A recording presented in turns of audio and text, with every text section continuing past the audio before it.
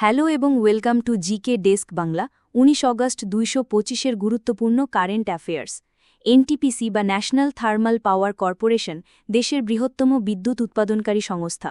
সম্প্রতি তারা বিশ্বমানের ISO 2231-201 9 business continuity management standard গ্রহণ করেছে।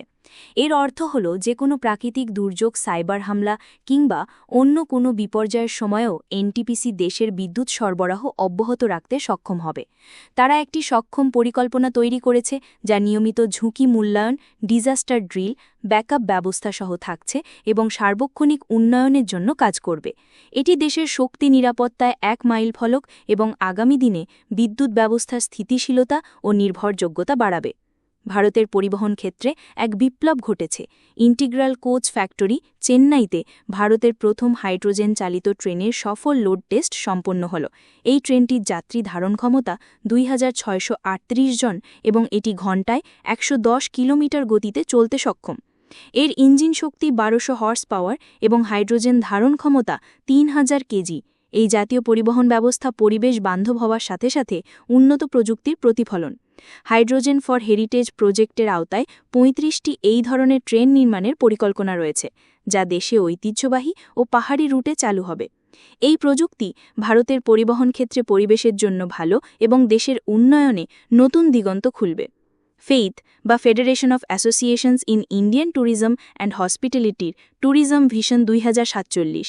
এই উদ্যোগের মাধ্যমে 2047 সালের মধ্যে ভারতকে একটি $3 ট্রিলিয়ন পর্যটন শিল্পে রূপান্তর করতে হবে।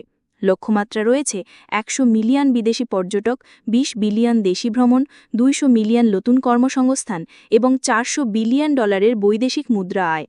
এই সমীক্ষায় পর্যটন শিল্পকে আরও সবিশেষ উন্নত করতে নীতি সংস্কার, অবকাঠামো উন্নয়ন, টেকসই উন্নয়ন ও আন্তর্জাতিক বিপণন কর্মসূচি নেওয়া হয়েছে। এটি দেশের অর্থনীতিতে অপরিমেয় অবদান রাখবে এবং স্থানীয় পর্যায়েও পর্যটন উন্নয়নে গতি আনবে। ভারতীয় রেলওয়ে এক উন্নত পদক্ষেপ গ্রহণ করেছে। স্বাধীনতা দিবসে ভারতে প্রথমবারের মতো রেল লাইনের মাঝখানে সরানো যায় এমন সোলার প্যানেল সিস্টেম স্থাপন করা হয়েছে।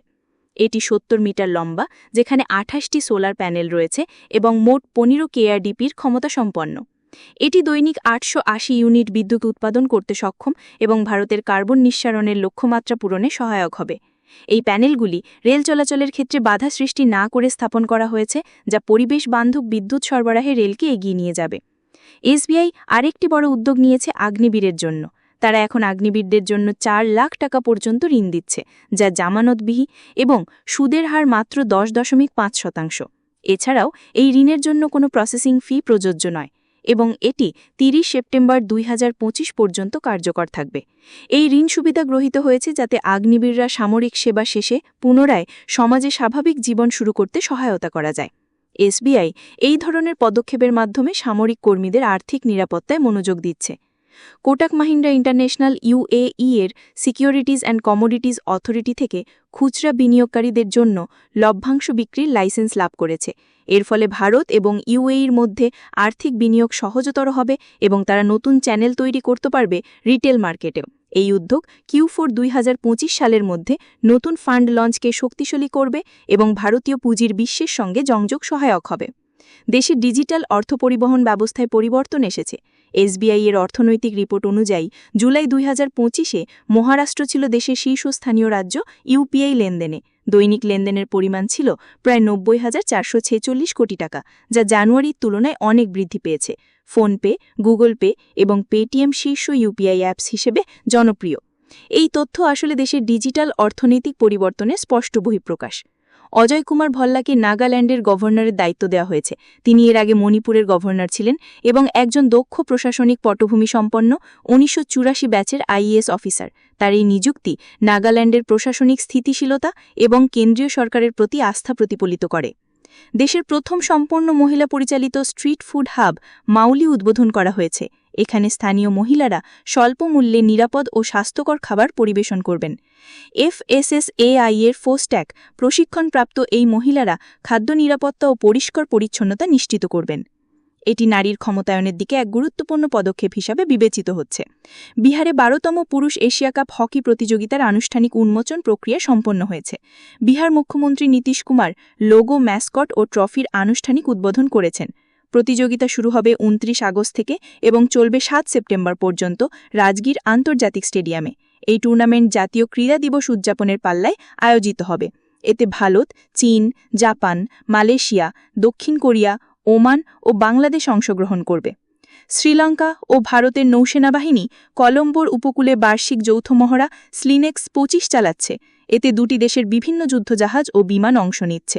মহড়ার উদ্দেশ্য হল দুই দেশের নৌসেনার মধ্যে দক্ষতা বৃদ্ধি ও সমুদ্র নিরাপত্তায় সহযোগিতা সুদৃঢ় করা।